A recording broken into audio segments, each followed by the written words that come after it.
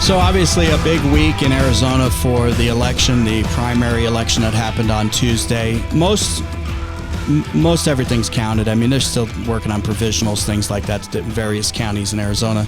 But these races are pretty much set. Even if there isn't an official check mark by some of the candidates, I feel pretty safe in saying, declaring or at least saying, hey, here's who I think is going to win. And some were just a clear blowout. Some surprises, but not a lot. So let me go through all of these and then talk about where I think this is going. I'm very concerned with the presidential race, obviously, but I'm also concerned about the Senate race here in Arizona. That's a huge one. And also at least one or two of the congressional races here, which way that's going to sway. But obviously big news that's not very surprising. And we talked to Kari Lake on the program on Monday, was the election for U.S. Senate. Kari Lake easily, breezed through 55% to nearly 40% for Mark Lamb. Both these great folks. I've had them all on the program, many, many times over the years. Both good, really good people. Mark Lamb had a really good showing here at 40%. And with that number, he's going to be doing something statewide or something going forward, and he definitely should. I hope he stays in Arizona politics. Kari Lake got 385,000 votes or so, and will clearly go on to face Ruben Gallego, who got about 470,000 votes. He's the only one on the ballot, though, as far as Democrat. He's painted himself as the centrist now. He's tough on immigration all of a sudden, and he wasn't there or anything for the inflation issues. He wasn't in Congress or anything like that, but that's how he's doing it. And I worry that a lot of independents who aren't paying attention may buy into that. Kari Lake has a tough job of getting that out there and convincing those people. I hope she can do it, and I hope that we can flip the Senate seat here in Arizona and flip the U.S. Senate as well. So that's the big matchup there. No big surprises on some of the congressional races. David Schweikert moves forward to the general election. However, it's a toss-up for Congressional District 1 in Arizona. However, I think he can take this one against. It's a leaning Republican district, but not heavily. So David Schweikert will probably be okay, but it's still one of those races that could go either way. In Congressional District 2, which is a lot of you listening, Congressman Eli Crane over 80% of the votes, 80.5% of the votes. This is an absolute blowout against former Yavapai County Supervisor Jack Smith, who, there was this revenge tour that Speaker McCarthy was doing to fund races through PACs and whatnot against people that opposed him and helped oust him for his horrible job that he did as Speaker of the House in Congress. Eli Crane was at the center of that. Eli Crane, I strongly endorsed in this race, and I'm glad to see he had such a decisive victory over Jack Smith. Obviously, there still is the general election against the Democrat. This is against Jonathan Nez, who's the Democrat pick. He was the only one running. However, this is a heavily leaning Republican district. Eli Crane should easily return to Washington, D.C. Congressional District 3, you had Jeff Zink make it through there to face off against the Democrat. This is a heavy Democrat district. I don't see that seat changing. I think that's Gallego's district, because obviously he's running for U.S. Senate, so he's out of there. And I think the Democrats will easily take that seat. Let's see, District 4, same thing. Kelly Cooper, who has run in the past for the Republican, won the Republican nominee, but he has to face off against Greg Stanton. A little closer. It leans towards Greg Stanton, and Stanton, who I'm sure wants to be governor and one day president, because that's what these people do. They keep working up through the system. I've got my stories with Greg Stanton and the big deal he made when he showed up as, he was former mayor of Phoenix, and he shows up at an event, and there's all these security details, way overblown. He was big before he was big in his head. Anyway, but I expect Stanton will probably get back in there. Andy Biggs, clearly no challenger for Andy Biggs. Oh, I'm sorry. There was a Democrat challenger, but he should handily win this. He had no challenger for the Republican side. The district that is challenging, and keep in mind, there's 9 congressional districts in Arizona. We have 9 representatives in Congress. 6 of them are currently Republican, 3 are Democrat. One of the seats that could switch is Congressman Juan Ciscomani. He easily cruised through his Republican primary. I'm sure he was challenged because he's not a super conservative guy. However, that district is not super conservative. This one's a tight one. Probably leans towards Republican just a little bit. But last time, Kirsten Engel, who is the Democrat pick, she didn't have any challenger for District 6. It was close. It was a real close race, and this one could be very, very close again. Dems could have a pickup here, and we could lean towards 5-4 representation in the state. District 7. That's Raul Grijalva's district. I shouldn't say it that way because it's not his district, but he's been there for a long time. Heavily Democrat district. Francis Daniel Buteres is the Republican nominee. This thing is heavy Democrat, so I see Grijalva going back in there. The one that's interesting, District 8, that was nasty. You had people like the current Speaker of the Arizona House of Representatives, Ben Toma, Blake Masters, who was the Senate nominee last time against Mark Kelly for U.S. Senate, I'm talking, and Abe Hamaday, who was the state AG nominee. He still got lawsuits against that. That race is like, he lost, they say, by like 300 votes. Anyway, Abe Hamaday, who got an early endorsement from Trump, has won this one, 29.8% to Blake Masters, 25.5%. Again, really good people in this race. I've had on most of these candidates, but Abe Hamaday is going to go forward and face off against Gregory Whitten. So Hamaday should easily get in there. And then Paul Gosar, no challenger. I'm sorry, he does have a challenger. He has a challenger in Quasi Smith, the Democrat, but this is the most conservative district in Arizona, so I fully expect Congressman Paul Gosar, good friend of the show. I just visited with him when we went back to D.C. here a couple weeks ago and had a great conversation with Congressman Gosar. He's rock solid, and I'm glad to see him going back in there and should clearly make it to through the general election. And I got a note to get Congressman Gosar back on the show, which I hope to do maybe during their August recess here, and get him back on, give us a DC update. So that's kind of the down low, the lowdown on the federal races. The statewide race or the legislative races, and I think I have mine bookmarked here. Yes. And if you're watching a video, and this video is up on my YouTube channel and up at talkwithjeff.com, not surprised that Mark Finchem made it through for District 1 Senate. I endorsed Mark Finchem. I'm glad he made it through. I like Ken Bennett, nothing against him personally. He just was in this game a little too long, and he got a little too mushy in his dealings at the legislature. Mark Finchem actually had more of a blowout than I thought he was. I thought this race was going to be a little closer because Bennett's had a name in LD1 in the Prescott area for a long time, but I'm glad to see Mark almost get up to 50% in this three-way primary and way ahead, 48% to 33% against Ken Bennett. Another one I'm glad to see make it through is a good friend of the show and someone that I endorsed early on. Senator Wendy Rogers makes it through 55% to 45% over House Representative for LD7 David Cook.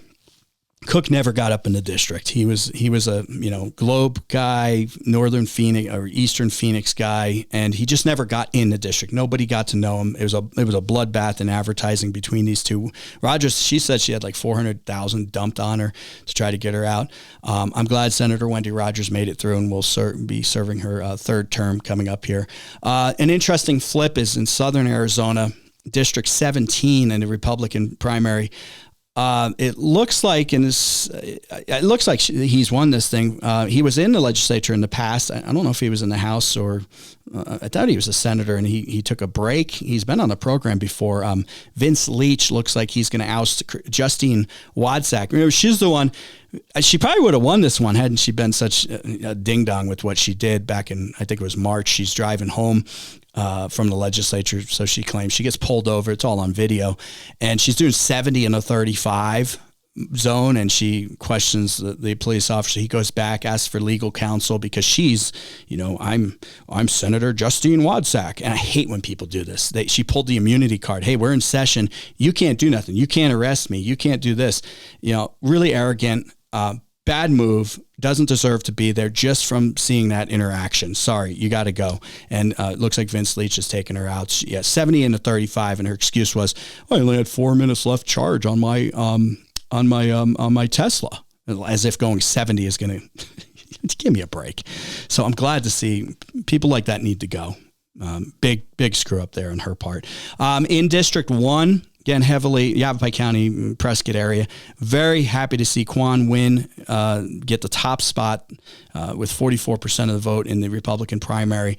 Good guy, great story. Had him on a few months ago. Great story of escaping, his family escaping communism in Vietnam, bringing that, socialism sucks, communism is evil view to the legislature and pushing hard on that, bringing life experiences to that. Awesome stuff that he's doing. So I'm glad that Mr. Representative Wynn made it through, and Selena Bliss, don't really know her, but she made it through. She's an incumbent. So those two moving on, they will easily win re-election. And the big one, District 7, oh my God, for House, Representative, you pick 2 on these. There's 6 of them running. Let me expand this view here to all the candidates. I had most of the candidates on, never got Barbie Ingalls. She came in last. Did get John Filmer, former state representative. He came in 5th. Andrew Costanzo, who had a great interview. I really appreciate what he said, what he stands for. I hope Andrew will get involved and continue to stay involved. It was just kind of late in the game, not the money behind him, but I think he would be a good representative in something. Stay active, Andrew, and I hope you're listening. I know you're kind of outside the Payson area, I believe. He came in 4th. Steve Slaton came in 3rd, and he had the controversy with the allegations of stolen valor. People didn't question his service record. They questioned the timing of it. I reached out to have him come back on the program. He did not. And it was a brutal race between Slaton and Blackman. Walt Blackman, former state representative, who ran for Congress in 22 and lost out to Congressman Eli Crane. It was brutal. The ads were just hitting, and then you guys were emailing me like, hey, I need to hear from Walt again. I know that because I endorsed Walt Blackman early on. I endorsed David Marshall, current Representative David Marshall, early on because I think they've done a good job down there and have a good relationship with them. So I had Walt back on, and he's like, no, this is what happened with this issue because they pounded him. He's got the final word, though, here because Walt Blackman came in first. 27% of the vote versus Slaton, who was hitting him hard, to his 14%. And then David Marshall got the second position at 24, almost 25%. So Blackman and Marshall will be on the ballot for the general election for LD7. This is a heavy Republican district. I fully expect them to make it through and be down there representing once again. And we'll get both of them on the show frequently to give us legislative updates. All right, so that's kind of the lay of the land for the races that I've been watching, both on the federal side and on the state side. And then a couple other really quick here because I'm running out of time. A couple of other races locally. You had Ann Shaw, looks like she's going to beat Michael Matthews in Cottonwood for the mayor position.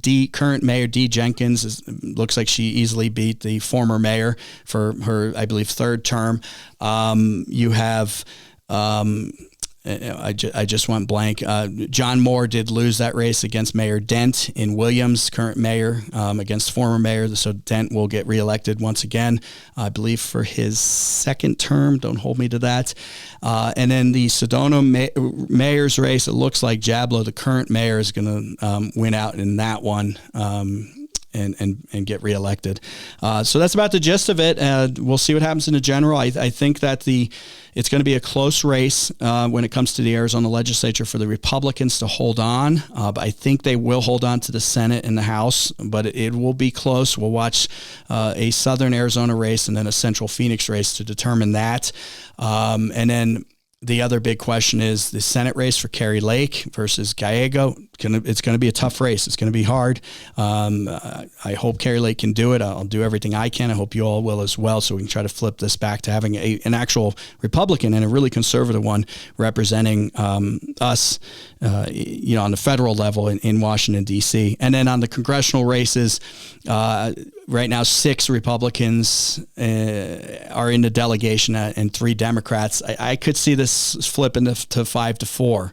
especially that race with Juan Ciscomani and Engel.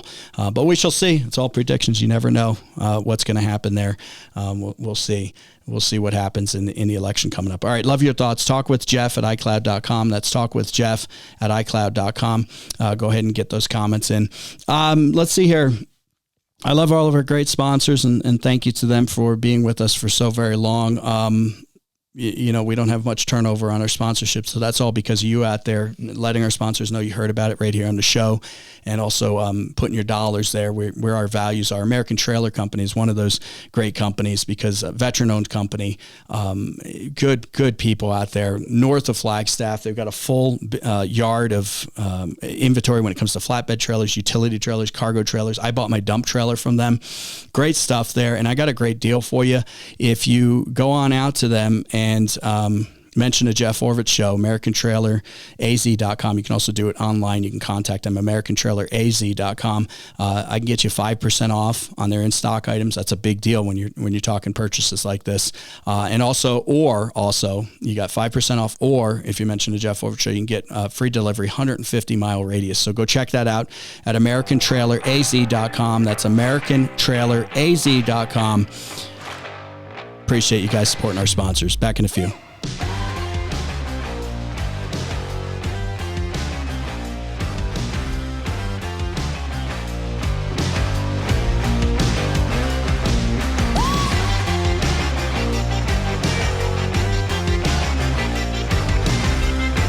Hey, if you're listening to the podcast, please give us a great review and also give us a comment in there. If you're not listening to the podcast, subscribe. Look up the Jeff Orvich Show. Also on video, Rumble, follow us there, and on YouTube, subscribe. We appreciate everyone who's done that.